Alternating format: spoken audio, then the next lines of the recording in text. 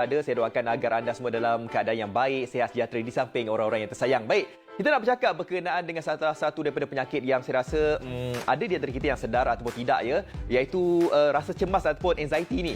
Adalah saya rasa merupakan salah satu daripada perkara normal lah yang dirasakan ketika seseorang menghadapi situasi ataupun mendengar berita yang menimbulkan rasa takut ataupun khawatir. Walau bagaimanapun, anxiety ni perlu diwaspadai jika ia muncul tanpa sebab atau sukar untuk dikawal. Jadi saya dan juga ramai di antara kita yang nak tahu apakah itu anxiety, adakah ianya membahaya? Jadi kita nak kupas berkenaan dengan penyakit ini. Kita bersama dengan Dr. Muhammad Hazrin Abdul Rashid, pakar psikiatri Hospital Selayang. Assalamualaikum, Doktor. Waalaikumsalam warahmatullahi wabarakatuh.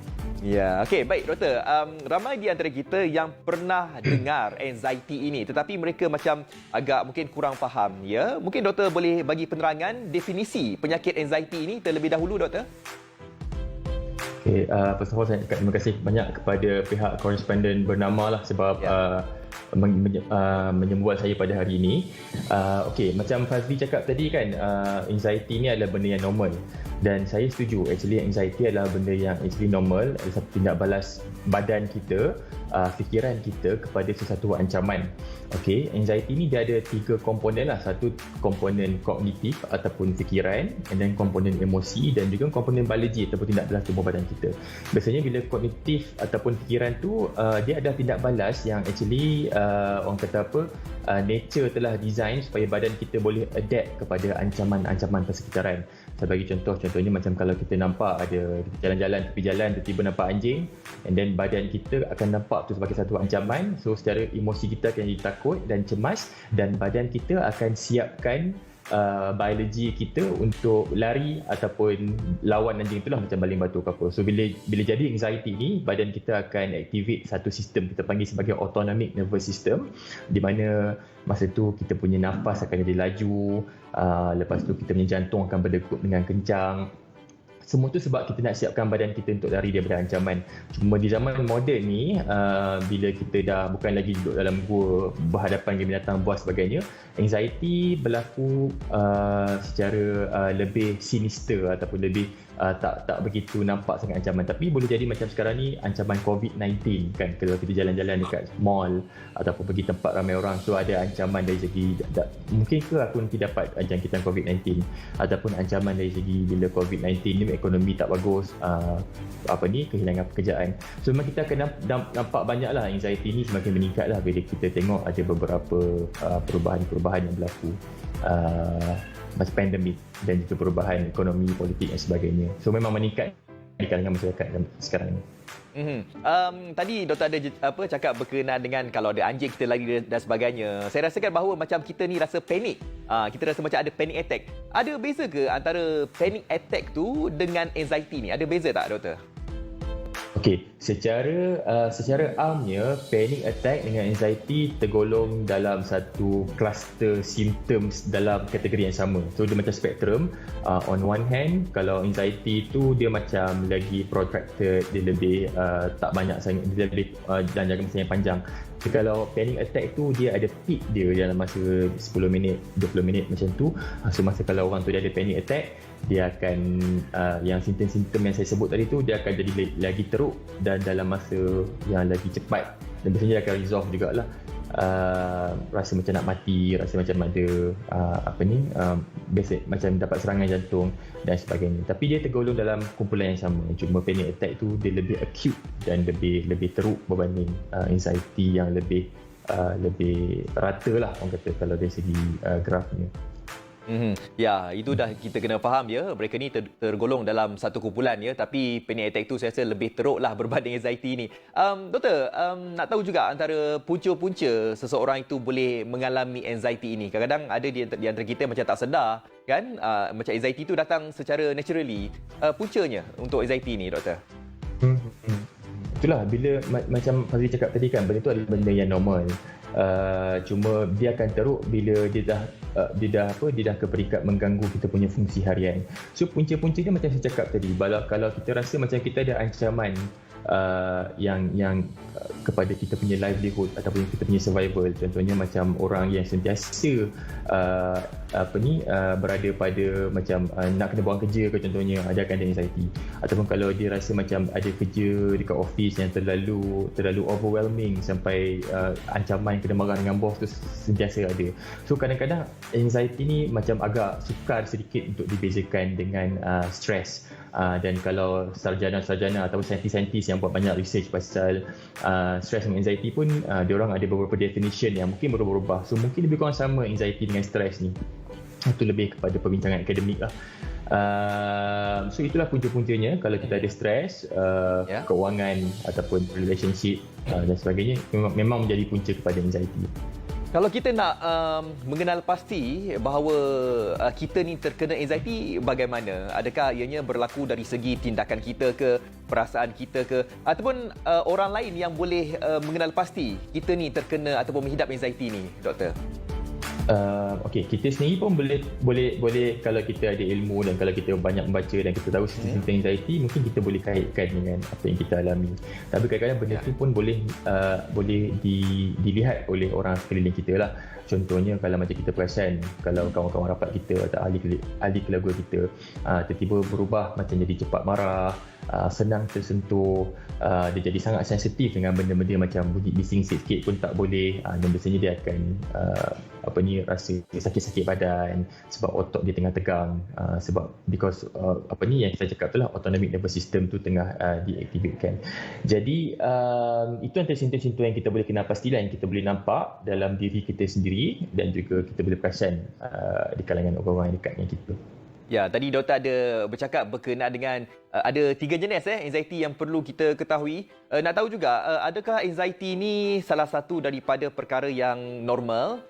Sesiapa sahaja boleh terkena penyakit ini, dan adakah sampai satu tahap tu ianya boleh ke paras tahap yang bahaya kalau andai kata kita tidak mengawal anxiety ini dalam tubuh badan kita, doktor?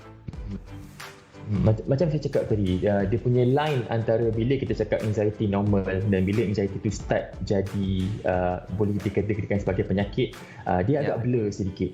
Tapi kalau mengikut panduan kita dekat Malaysia ni, kita ada pakai manual untuk diagnose penyakit-penyakit mental. Kita cakap yang anxiety ni bahaya dan perlu dirawat kalau dia sampai ke peringkat mengganggu fungsi kehidupan harian, mengganggu aktiviti pekerjaan ataupun cara nak belajar, dan juga mengganggu hubungan dengan ahli keluarga. So kita memang ada pesakit yang contohnya macam dia ada social anxiety yang teruk sampai ke peringkat dia tak nak keluar rumah, dia tak boleh pergi sekolah, tak boleh pergi kerja, dia nak duduk rumah saja kan. Itu dah sampai ke peringkat disorder lah yang mungkin kita boleh rawat, dan pesakit akan dapat faedah daripada rawatan. Jadi kita percaya juga bahawa anxiety ni juga memberi kesan buruk, ya, bukan sahaja untuk diri kita, malahan untuk kesihatan mental dan fizikal, ya doktor?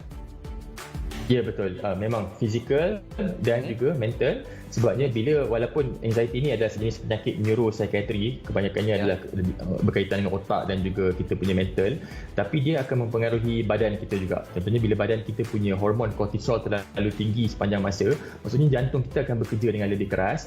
So dia memang menyebabkan peningkatan risiko mendapat penyakit-penyakit seperti penyakit jantung, penyakit darah tinggi dan kencing manis dan sebagainya. So memang kita akan ada increased risk of getting all these cardiovascular diseases. Bukan setakat penyakit-penyakit jantung, tapi dia akan menyebabkan kita punya imuniti badan lebih rendah. So kalau kita nampak orang tu kerap dapat batuk, demam, sesama dan sebagainya, mungkin imuniti badan dia rendah sebab dia punya stress hormon tengah tinggi. So mungkin kita boleh kaitkan dengan penyakit anxiety sebenarnya. Jadi maksudnya dekat sini anxiety ni kalau di antara kita ni yang tergolong dalam golongan kanak-kanak ke orang-orang yang belum lagi mencapai usia yang matang, memang tak boleh terkena anxiety atau bagaimana, doktor? Macam saya cakap tadi, anxiety itu adalah benda yang normal. Dia adalah peringkat, memang tindak balas normal yang manusia tu kena ada untuk dia survive dia punya persekitaran. Jadi benda tu kanak-kanak bila dia tengah adjust dalam environment baru, remaja, sekolah, anxiety adalah perkara yang agak biasa sebenarnya. Cuma sama ada kita boleh kena pasti sama ada seseorang kanak-kanak ataupun remaja tu dia boleh tangani anxiety secara sihat atau tidak, itu boleh dibincangkan dengan lebih lanjut lah. Macam saya cakap, benda tu adalah benda yang normal. Cuma kita kena belajar dan kita kena faham lah bila peringkat mana yang kita kena cakap orang ni perlu start dapatkan bantuan ni. Okey, Doktor sentuh tadi bercakap berkenaan dengan ianya merupakan salah satu perkara normal. Dan kadang saya pun tak sedar rupanya saya ni mengalami anxiety. Apa antara perkara yang kita sering lakukan, doktor, yang doktor sebut tadi normal kan? Kadang kita tak sedar, kita ingat macam benda ni biasa je. Rupanya kita ni ada anxiety yang kita tak sedar. Apa itu, doktor? Itulah contohnya macam sekarang ni lah, saya tengah live dekat TV kan, macam saya pun mungkin am I going to say something stupid in front of everyone, that kind of thing. So benda tu memang akan mempengaruhi kita punya perasaan nervous kan, nervous tu kan. So kita akan rasa tekak kering, kita akan rasa perut kita macam ada butterfly in the stomach, macam ada rasa tak sedap perut. Itu memang adalah simptom-simptom di mana kita punya autonomic nervous system tengah diaktifkan. Sebab dia macam ada signal lah bahawa mungkin ada ancaman dari luar. So itu adalah simptom-simptom biologi lah, macam cakap tu. Kadang-kadang tengah ada berpeluh kan, tekak dia kering, tu antara benda yang biasa, jantung jadi laju. Adakah ianya boleh bertukar menjadi perkara yang tidak normal, doktor, daripada normal ni?